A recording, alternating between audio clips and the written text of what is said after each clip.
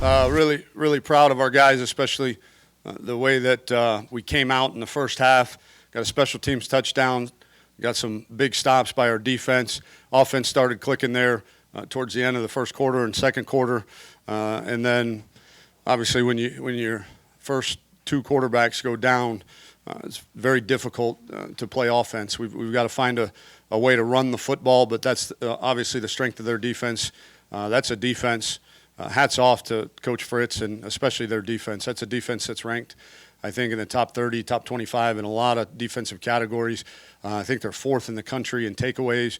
We protected the ball except for the last throw before the half, which was pretty meaningless. We protected the football, which we haven't done here in weeks past. But I think we did a really good job of understanding the position that we were in offensively. We got to run the football better. There's no ifs, ands, or buts about it. But when you're not running the football well and you have no quarterbacks that are at 100%, you play great defense and you flip the field. And I thought our special teams did a great job. We recovered 2 onside kicks, really 4 onside kicks if you count the 2 in the first half. So I thought the special teams and the punt team, man, we did a really good job flipping the field. And then our defense played really well. Got to defend the pass a little bit more when teams are one-dimensional, but we'll get that fixed. Questions?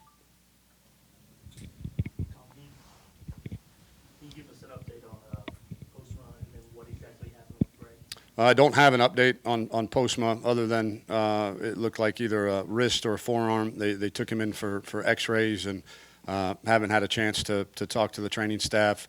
And then Greg spiked the dang ball, and the whistle didn't blow. And like he should, if he doesn't hear a whistle, the ball's on the ground. He dives on the ball and tweaked his shoulder.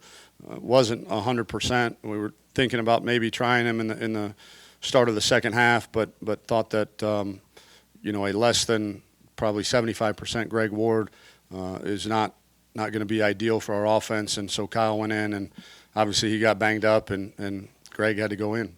Bowman was warming up there. Is that your option? Well, I think we got to have a conversation about that. I think if we have an 18-point lead in the fourth quarter, I think probably either De'Aaron King or Hunter McCoy would be the guys to try to close the game out.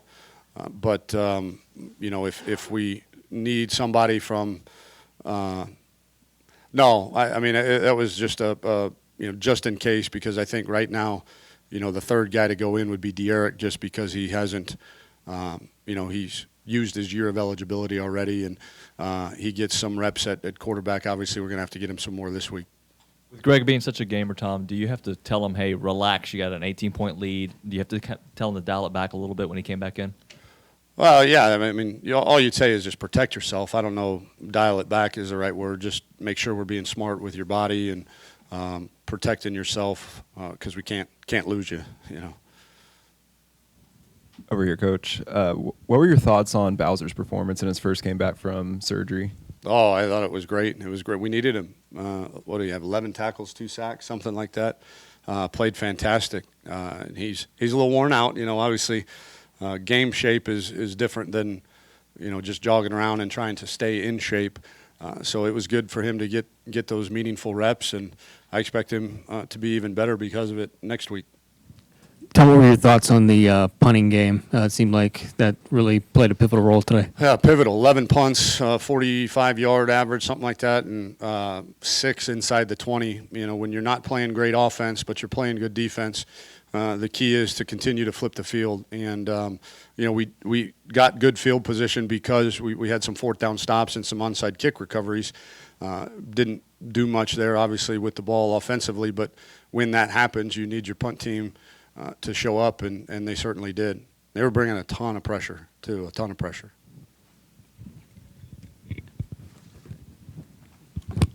Tom, was it just the fact that Greg was missing some in the first half, particularly on the seam routes? The wheel routes were like he was able to hit them, but the deep seam routes, he was having a problem just trying to connect in the first half. Yeah, we knew as much man-to-man as this team plays, we knew we were going to have to take some shots deep, and we had prepared him for 2 weeks. Hey, you're going to miss some.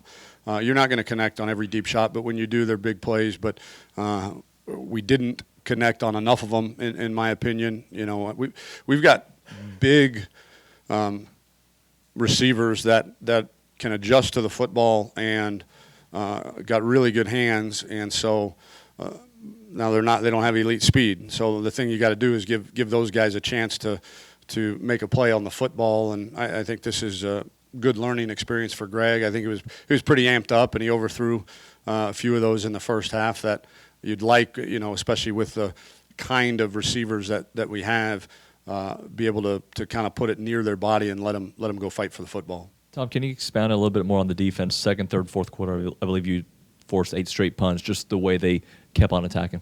Yeah, I thought it was really good. I thought Coach Orlando called a great game, you know, played a lot of base, but then, you know, mixed in some pressures there. We were sound. We got off the field on third down, which I think a couple drives in the first half we didn't. So was really, really proud of the way they kept responding to being on the field so much. Tom, has Dane made any adjustments? It looked like he was kind of rolling out and punting a little bit more today. That's a call. You know, we have that call for him to roll out. You know, when we get a lot of internal pressure, I think that's a really good call because he's really good at it. Obviously, those Aussie-style guys, you know, they grow up kicking the ball on the run. So I thought he did a really good job with it. Tom, back on Derek, I guess when Greg got hurt, did that kind of keep him from playing in the second half just because in case you needed him, or is there any reason why he didn't? Was it situations that you didn't play him as much, or? I think that was the biggest one. Is if we needed him at quarterback, he got a few reps in the second half out there, but not a ton. You know, Linnell was playing good too, so it wasn't. You know, didn't need it. Good.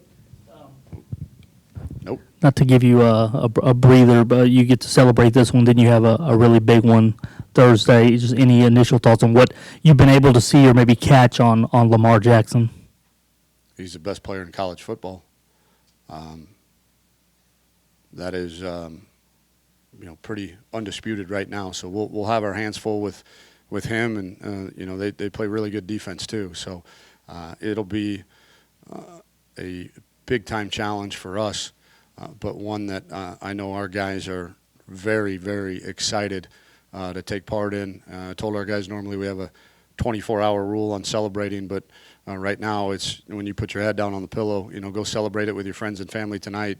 But when you wake up tomorrow morning, it's Tuesday of game week, and we got a big one to prepare for.